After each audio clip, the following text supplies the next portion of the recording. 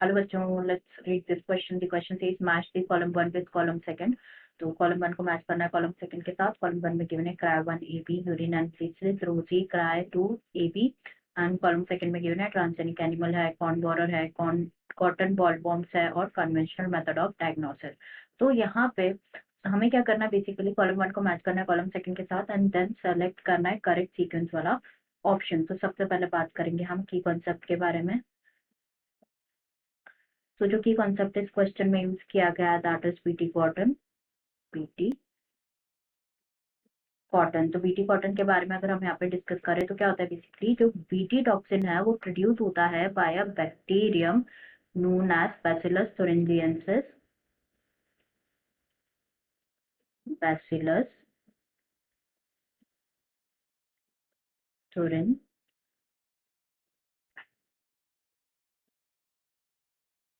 से प्रोड्यूस होता है।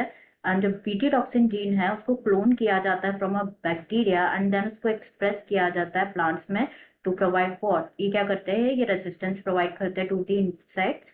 दे provide resistance to the insect।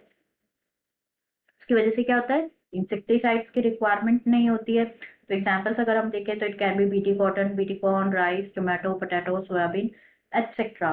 Next यहाँ पे बात करें अबाउट दी बीटी टॉक्सिन, तो जो बैसिलस thuringiensis है ना, ये फॉर्म करते हैं protein crystal. Protein crystals form करते हैं during a particular phase of growth. And जो क्रिस्टल्स होते हैं ये क्या होता है, टॉक्सिक होते हैं, जो कि कंटेन करते हैं insecticidal protein. Insecticidal protein contain करते हैं। नेक्स्ट जो स्पेसिफिक बीटी टॉक्सिन है वो आइसोलेट होते हैं फ्रॉम बैसिलस thuringiensis एंड उनको इनकॉर्पोरेट किया जाता है into the several crop plants जैसे कि कॉटन। तो जो चॉइस होती है जीन्स की, द चॉइस ऑफ जीन्स ये डिपेंड होती है upon the crop, on the crop and targeted pest, targeted pest।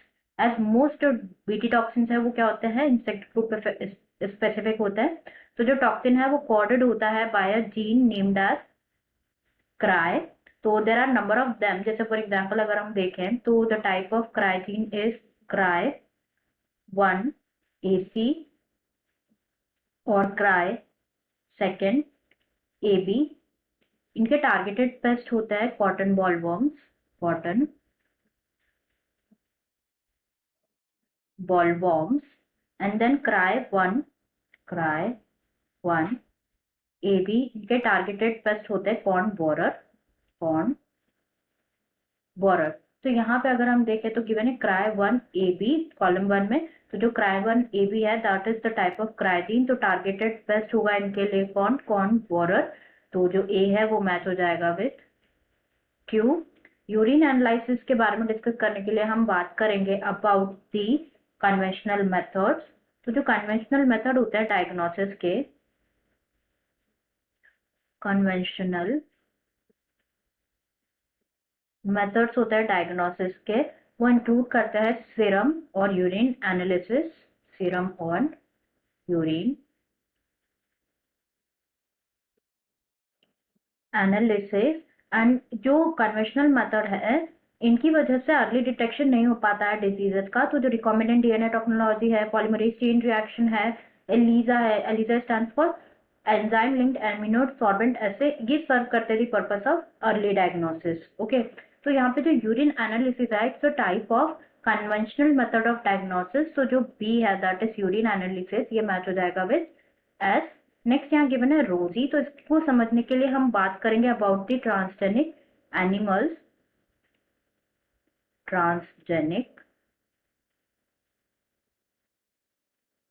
Animals. तो ट्रांसजेनिक एनिमल्स के बारे में अगर हम बात करें तो जो ट्रांसजेनिक एनिमल्स होते हैं आर द एनिमल्स जिनमें डीएनए जो होता है उनका वो मैनिपुलेटेड होता है एंड पोजेस करता है और एक्सप्रेस करता है extra foreign gene, extra foreign gene.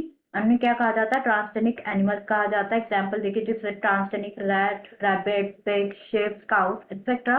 इनको प्रोड्यूस किया गया है। तो यहाँ पे हमें बात करनी है अबाउट दी रोजी। तो in the year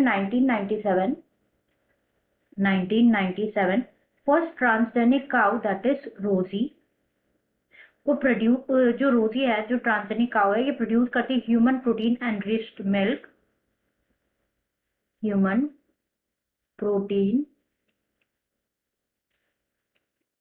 enriched milk, and जो मिल्क है वो कंटेन करता है human alpha लैक्टोल्ब्यूमिन, human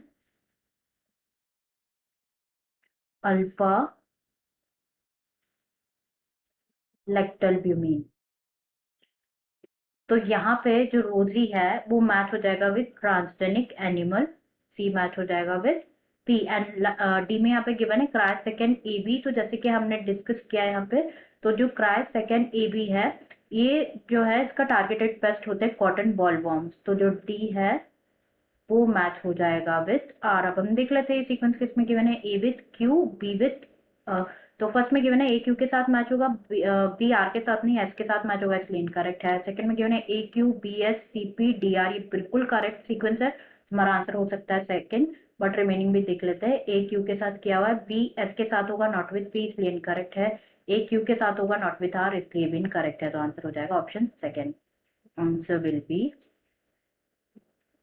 option second. I hope you understood it well. Best of luck.